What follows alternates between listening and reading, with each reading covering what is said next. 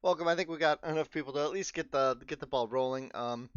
The purpose of this video is specifically to go to YouTube. Um, I had a lot of requests on my YouTube pages recently for more content, and especially this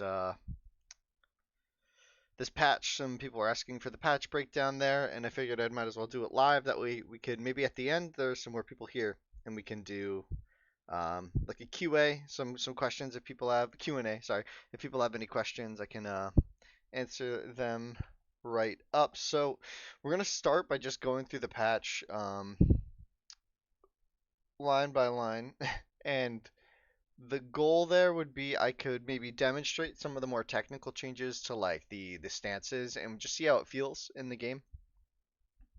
And we could talk about those. So welcome, hi Promi. I don't know if you're still here, but hi, I saw you left the what's it the great gasm. Thanks, man. All right, so where are we at?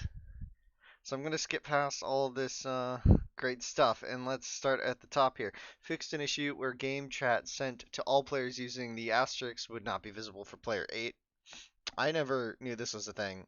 Maybe sometimes when I was player 8 that was a bug. It's impressive that that got fixed. I never would have noticed that. Fixed several problems with the presentation of the stats timeline. Yeah, I'm guessing that this is referring to a lot of times the timeline would not correctly show the player who was viewing it. Like it's strange, but like the player who was viewing it just wouldn't show up on the timeline, and then a different player would have a different timeline. So I'm guessing that's fixing that. That's going to be like a kind of a wait and see change. I guess we'll see if that's like fully uh, fleshed out, if that's the word to use. So gameplay is more what we're interested in. Runes and artifacts can no longer be moved by using the Shift Delete key. Personal experience. Very glad that is gone. That was used against me in the 3v3 tournament over the holiday. That's nice that that's gone. We can load in and try that actually. But that seems like if it's fixed, it's fixed. Fixed remaining instances where units could be spawned on the opposite side of a wall by placing their production building adjacent to the wall. Okay. If I recall, that was already like said to be fixed. I'm guessing this just like fixed the corners or maybe made it a bit more strict. Because I believe on classic, like on vanilla, like AoE and ROR, the game would it would just not spawn them, and I think you just get your res back. Like I think that's how that used to work, or it would spawn them into nothing and they wouldn't exist. Fix several pathfinding bugs which would cause units to occasionally get stuck in each other's models. Again, this is gonna have to really. This is something that didn't come up a ton. Welcome, guys. This is something that didn't come up a ton. Uh, but in multiplayer games, this would become frequent later in the stages, especially if you're moving like a lot of fast units like horse archers or something. They get stuck, or like legions. I feel like used to get stuck a ton. Um, we'll just have to wait and see over the coming week if this is like truly resolved in every instance. But trust in here that this is all nice and good. Fixed an issue where using stand ground and attack move would cause units to be stuck in one location while playing their attack animation. I'm not really. Hey, how's it going? Okay, B, yeah. Okay, now I understand. Yeah, fixed an issue where I wonder if pathfinding fixes will make 3v3 show war possible. Oh, hopefully. Hopefully this fixed a lot of those things, right? It took me a second there, Tracy. I'm not gonna lie, I was really confused. Uh, okay, where are we at? We were going through this list. The new patch. Fix some equally odd behaviors when setting a unit to defensive stance and issuing an attack move command. Yeah, I think I remember uncovering some of this a while back. Oh, thanks for the bits, JMac. There was an issue where if you're in defensive and use the attack move, I think they like would hit a leash or something weird when they found a new unit. Yeah, I remember that. Oh, that was so long ago. Oh my gosh, we're talking months and months ago. This would have been when this was released. I ran some tests on it and it was super weird. I don't remember the exact instances, but I'm guessing that's fixing what I'm thinking, where like the unit would do a weird pathing thing that didn't make sense. So units set to stand ground will now chase targeting units when manually tasked to attack them. So I'm guessing that means they weren't chasing targeted units when manually tasked to attack them. We can actually test that. I'm actually a little confused about this one. So when they were on, like if we had Cataphract versus, I don't know, something slower. Um, this will just attack me though. We want like a Vil. Maybe it wasn't working before. Um, so if we set this guy to, was it no stand ground? Was it bothered by? Or no attack stance? Wouldn't even. Oh, he's just fighting back. Oh god, whatever. Probably saying, I assume it's when you task a scout on an enemy Vil, the scout would hit once, and then the enemy will just walk away with the sky. Oh, I didn't even switch the. Sorry, I was just watching it in the game. You didn't miss anything. That test failed. That's all you missed. I assume it's when you task a scout on an enemy Vil, the scout would hit once, and then the enemy Vil just walks away with the scout idling. Ooh, that was happening, but I didn't think it was that extreme. No, it was that bad because the way to use scouts when they were on stand ground or any unit on stand ground, the only way you could use them effectively was attack move. So I'm guessing this means that targeting with them is better, which really helps. I think the higher level players who are microing a lot more. Units set to defensive stance will no longer return to their previous location when manually tasked to attack a unit or building. That's the one I remember. I think they were doing this. I think these two are related because they're both about the defensive stance and like just returning back and like not chasing a unit fully. Maybe the leash was too strict. No longer return to their previous location when manually tasked. Okay, that's kind of. I guess that makes sense because when you move them, you want them to then be defensive there because it's a right click is a direct order. That makes sense. Okay. If anyone has any questions about this, by the way, feel free to hop in and ask questions, and we can try to investigate them here. I have the game open. Using Shift Delete to command to cancel unfinished buildings will now properly refund their cost. I actually did not know about this one. I'm guessing that this was not was maybe returning too much, or maybe it was a percentage of the first building or something, and that's been fixed. That's really good. Changing a unit's stance to no attack will now properly interrupt the current unit's attack. Huh. So if we do, where'd it go? Oh, so I could like, oh,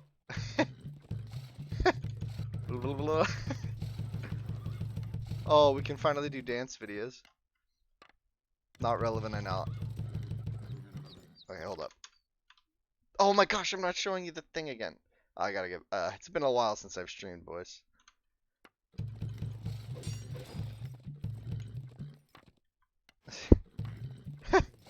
All I'm doing is pressing R for no attack stance.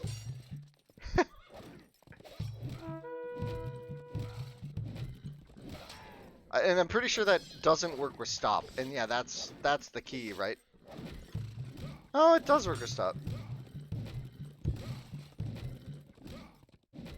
Oh, because he's in no attack stance. But this doesn't work with stop like this. Oh, it does. I need to learn. Huh. If you mash stop enough. But this is good. This is good. Can't see what's a new way to PM. Nice. Hi, guys. How's it going? I didn't return any. Thank you for the update. Yeah, no problem. I mean, it's not... it's not a... you know. Big team. Implementing countermeasures for numerous cheat exploits. Vague. Vague, probably for a good reason. It's probably vague so that they don't know how to circumvent it. All right, this is the juice of it, right? I think we covered this enough.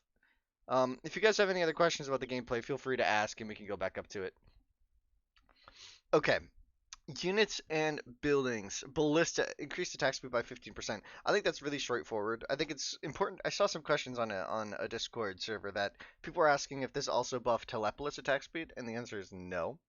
No. Oh, Kanye, you just asked. Yeah, no, that's not the case. It's just the ballista.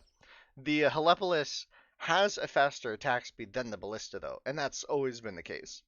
And this increases the attack, and now we've increased the attack of that by 5. So big buff for the Helepolis here, although the attack speed did not go up as well. So it's old attack speed for the Helepolis, but the increased damage, because back on Classic, the Helepolis was a really important tool for dealing with Centurions, and also kind of war elephants, but those are kind of less viable nowadays anyway. Um, and the Helepolis was that tool because it got an insane attack speed boost, but it looked a bit absurd. And so I'm really happy with this because I'm hoping that this means you can use them a bit more in late game, as well as reducing the food cost. The barrier to entry for Helepolis was massive. I really like 1200 food, 1000 wood. Um, it just makes a bit more sense. 1500 food is just super extreme for a, in my opinion, I feel like the Helepolis and Ballista are more like tools and not necessarily like the meat of your army. Heli were rightly nerfed for DA. Yeah, I completely agree. Heli Wisconsin. It was an important nerf because the attack speed was absurd, but I think the damage output going down so much was a bit extreme. So I'm happy with this change. Hey Tim, thanks for the sub. Appreciate it, buddy. War Elephant higher trample damage is okay. Hmm. That's an interesting thought. I kind of skipped over this because these are related. I guess it's in alphabetical order and not like by order of like how the units are related. Elephant Archer. So yeah, the reversion on DEE, Elephant Archers received two changes initially. Their damage was actually no, they received just one change, which was their cost went down to 45 gold. Um, but they had 6 damage, and that was a bit OP. It was pretty gnarly how strong this unit was in like all cases of the game. Uh, so what happened was that ended up getting nerfed to 5 damage, and I think this is a bit of a backtrack to that. Going back up to 6 damage, but not going back up to 65 gold. It used to be 65.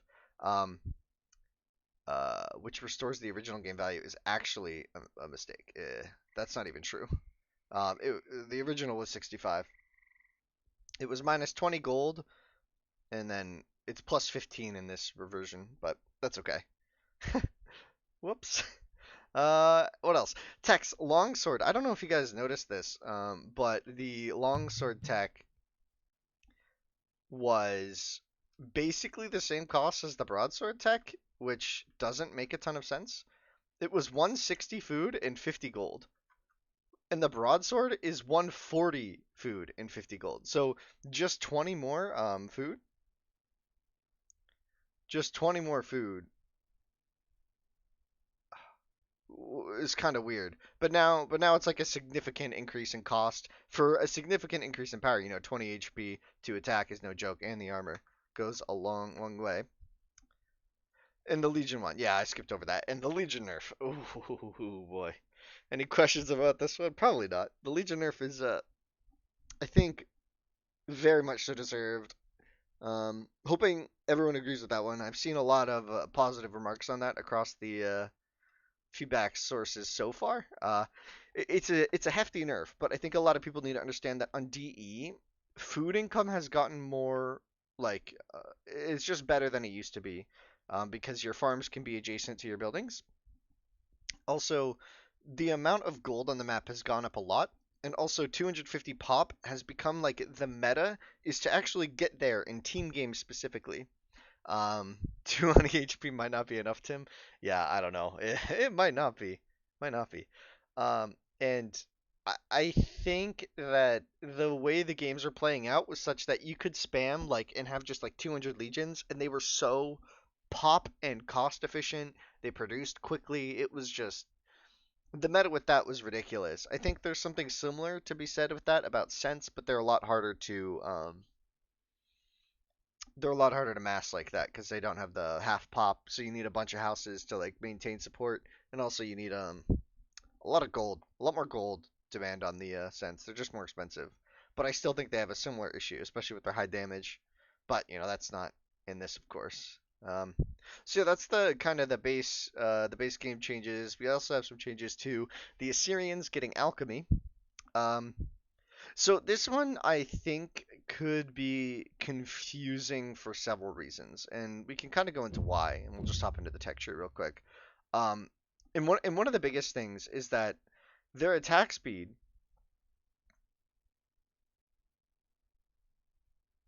is 25% faster. Wait, hold up. Let me check some math real quick. Something got lost in the sauce here, actually.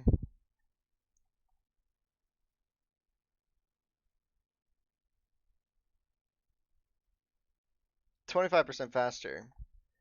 Last I checked, hold up.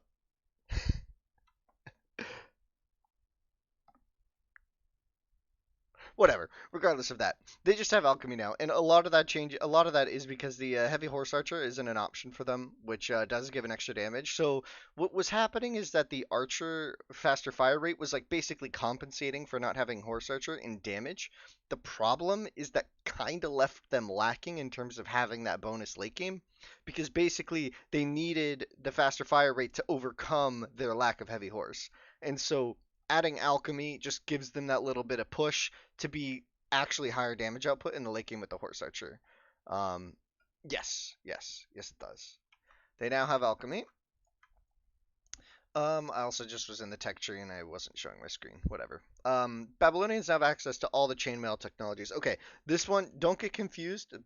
These techs are precursors to certain unlocks, like the heavy horse archer for one on the chainmail, right? That does not mean that they get heavy horse archer now. The Bab tech tree is still the same old, same old. Um, they don't get heavy horse, and I think there's another unlock, right? No, there isn't.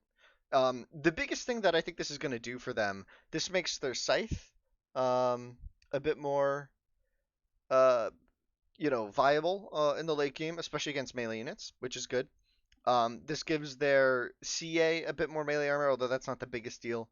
Their compies as well. But I think the biggest thing this is going to do for them is this makes their legions fully upgraded, except for the pierce armor. So in melee combat now, Bab legs are like no joke.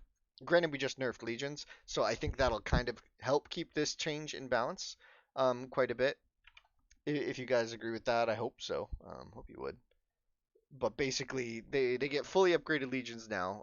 They're just missing the iron shield and the tower shield, right? And that's pretty cool. Of course they get logistics, and yeah, it's gonna be nice for them getting this armor upgrade, because this is really what separated them before as being like kind of rough around the edges, was things like Scythe could kind of wreck the Babylonian legions, because if they get the right engagement, they have enough attack just piercing such low armor that it was just kind of shredding them. And I think this is going to be a good change for them in that regard. Moving on. Ooh, this one. Shang getting ballistics. This is probably one of my favorite changes. I'm curious what you guys think about this one, because oh my, oh my. Now their heavy horse archers have very few drawbacks, right? Before they didn't get ballistics, and of course not alchemy either, right? They're the people without the bottom row. But now with ballistics, there are a couple things. Um, they were weak in iron. I completely agree, Kanye. I completely agree. It, a lot of their power prior was really reliant on the scythe. And DE recently we nerfed the scythe a while back. And it was a rightful nerf because scythe were dominating every late game. But when the scythe got nerfed, that was kind of the Shang one trick, was you either rush really, really well in a 1v1, or you're kind of a pocket player in a team game and you can just really, really quickly rush scythe, get full upgrades, and just dominate a game before your opponents really have a chance. But now you have to think, there have been a couple changes. Karth has a better start, so their late game is now like more justified. There's things like the Greek town centers working faster. There are other strong late game civs.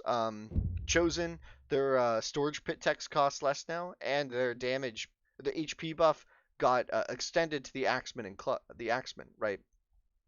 So those kind of changes, these were the other civs that were very late game focused, and they had a weak early game. And Shang was always kind of the opposite. Shang was always really strong early game, weak late game. But because all these other civs have received buffs to those areas, it didn't really make sense to have a really strong early game civ that does like nothing in team games, right? It just didn't really make sense. And I think having the heavy horse be their one unit now that's actually viable in late game team games, I think it's a really important change.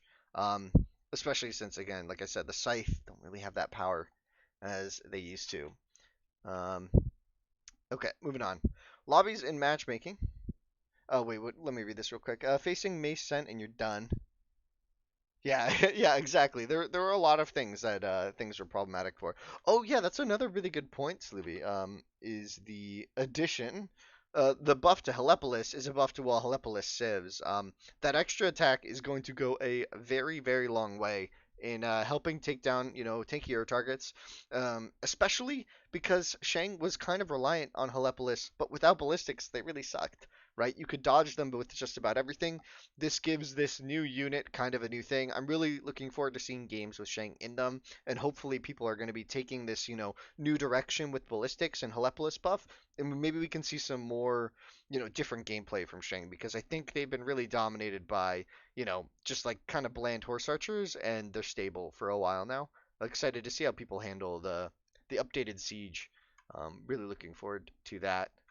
Okay, that is all we will cover for the balance. It's not a ton of changes, but I'm hoping this is a really good one.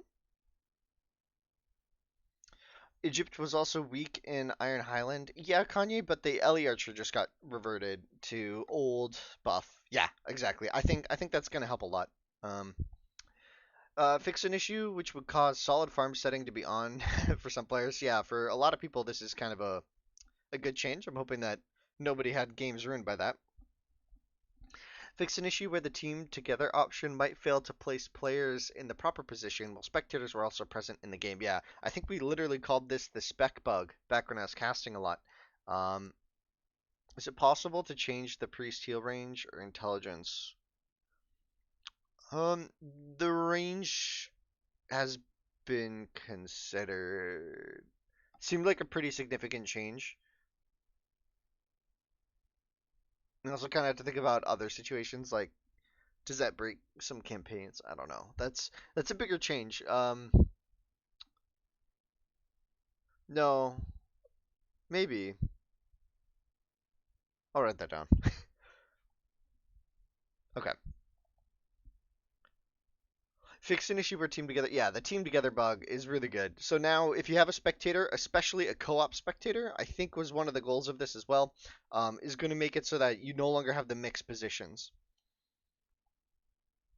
Okay, so spectating. Now this is a huge thing, and hopefully on this channel I get the chance to come back and do some more casting. It's been a while, I know. Been a long time since I've done any casting, basically. And because of that, I would really love to, dive into this tool here. So I should have zoomed in so you guys can actually read what I'm showing you guys. Add an indicator next to player names in the scoreboard and selection panel denoting which player you are currently spectating. Yeah, so the way this works is when you're in game, essentially a little arrow is going to be here.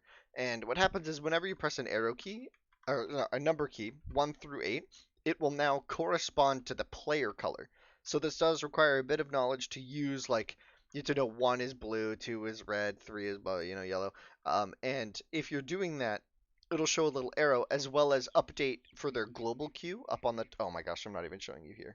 Why do I keep doing this? So yeah, it'll show you a little arrow down here and then it'll update the global queue when you're in Spectator. I can't really demonstrate this right now. And it'll show all their resources. So you'll be able to see at a glance what they're producing. You'll see who you are spectating, and it will update their resources real time for you. Another thing that this does is it also puts that arrow here. So it's actually changing their name in the game. So basically, it's a nice little thing. You can say, oh, we're spectating this guy. What are his res, right? If there's an arrow there. Whereas if I click this, but we were still spectating blue, there'd be no little arrow. So just a little explanation on how that's going to work. Looking forward to seeing that used in the casting coming forward. Um, Especially the change to the color thing was a big frustration point for me when I was doing team game casting specifically, because before it would correspond to your lobby position. So it's like if a player changed a color, it would change what key you had to do to spectate them which made it very difficult. So that's been fixed. Love it. Um, Localization updated game strings to reflect all the balance changes made over the last several updates. Awesome. Yeah. So hopefully that's straightforward. It's just updating things. And I don't want to keep this video too long because I'm going to be posting this onto YouTube right after. I'm already like 10 minutes over what I wanted. I thought I'd be much quicker, but you know me, slow poke me. Um, how you guys feeling about this? Any questions before we hop off? Hey Winston, good to hear you. There are more updates for H1. Ah, thank you. Thanks, bartender. Great patch, thanks. It seems originality of AoE far, far away from DE now. Um, I'm not fully convinced that's the case, right? I think that's actually being changed here, right? The Helepolis is actually getting closer to the DPS in the days of old. Ballista is actually becoming useful. Hopefully, LE Archer is getting reverted to very close to what it used to be. On the original game, it was 65 gold, but you know. Any thought on Team ELO? No comment. I can't really speak to that. We're aware of the inflation issues. The notes suggested more changes to come later. Is that likely? I can't really speak to that right now. Oh, what did I just click? There we go.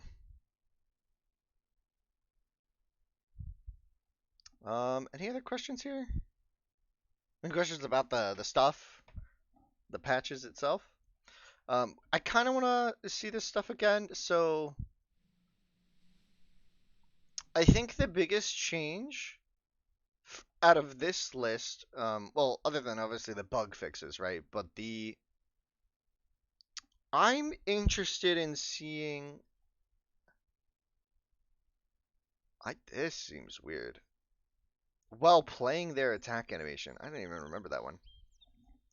Um, I'd be interested in seeing if people are messing around with the stances more because the stances were introduced last patch in July, like 9 months ago, right? And I'd be interested to see if people have been messing around with these because um, I've played a lot of AoE 2, and stances are very, very commonly used in AoE 2, right? And I think everyone's at this point recognized that new scouts come out of the stable on stand ground, so you have to change them all to aggressive stance. I think that's probably more of an annoyance for most people because for most people the scouts are like combat units. I guess it's for people to be who are more casual and just want their scout not to YOLO into some towers or some boats or something. People don't really use it that much so far. Yeah, that's what I was thinking. But I'm hoping with the functionality being improved. Hopefully there are some cases. I do know that it's really good to use the stances. Let me show you a situation here where I think stances are really important. Um, it's kind of hard to like throw together a test for this on the fly, but if we're player one here and we give ourselves not Berthas, we want, you know, right? If we want cats, I think this is where I think people are underusing stand ground and also no attack stance. I know that some people use it, but basically if these go idle, they're not going to attack if you're on no attack stance. You can't see that, but I pressed R. Um, and so they're not going to attack. And so I think that's a really important tool because you can still do this when they're in no attack stance. And as long as that's working, you can look away from your cats. I think this is really good for things like DM. And I'm just always so surprised that I don't see people using no attack stance for the cats because it gives you complete control of over how they attack. I think higher level players should be using that at all times. And it's been in the game for about 9 months, so I'm surprised that I haven't seen too much of it. Because it just gives you that clarity of control, especially when they can be so volatile at killing your allies or yourself, hitting each other and stuff like that. It just gives you total control. And now that some of that functionality has been, fixed, I think that's a pretty big deal. But enough on that. If there's any last questions, we could take those now. Otherwise, I think we're going to call the video here. I don't have a ton of time. We sometime attack ground some random location to prevent friendly fire. Well, you should talk about the no attack stance. Spread the word. It's super useful for those. You should spread the word. Okay. Getting a siege civ just makes me want to resign. I hope it's better now. Yeah. The the Helepolis should hopefully be really strong now. I am a little nervous about it in deathmatch. Um, the 5 extra damage, I don't think that's going to be the biggest deal though, because the counters to the Helepolis are probably still going to be the same.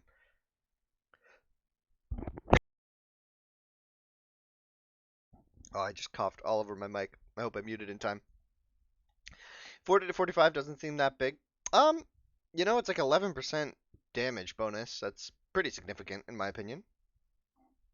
They have an overkill issue sometimes, but there's a lot of high HP units, so I don't think overkill. When you're using it in the right spot, I hope it's good. I hope you're able to cast more in the future. Yeah, I'm looking forward to it. I'm gonna try. I say this every time, but I'm gonna try and set up a show match for sometime soon. So keep in tune. Pro streamer confirmed. Yeah, sure. All right, guys. Adios. Thanks so much for tuning in for the quick one and adding some questions. Hopefully the YouTube viewers can appreciate your questions. And thanks all. Bye.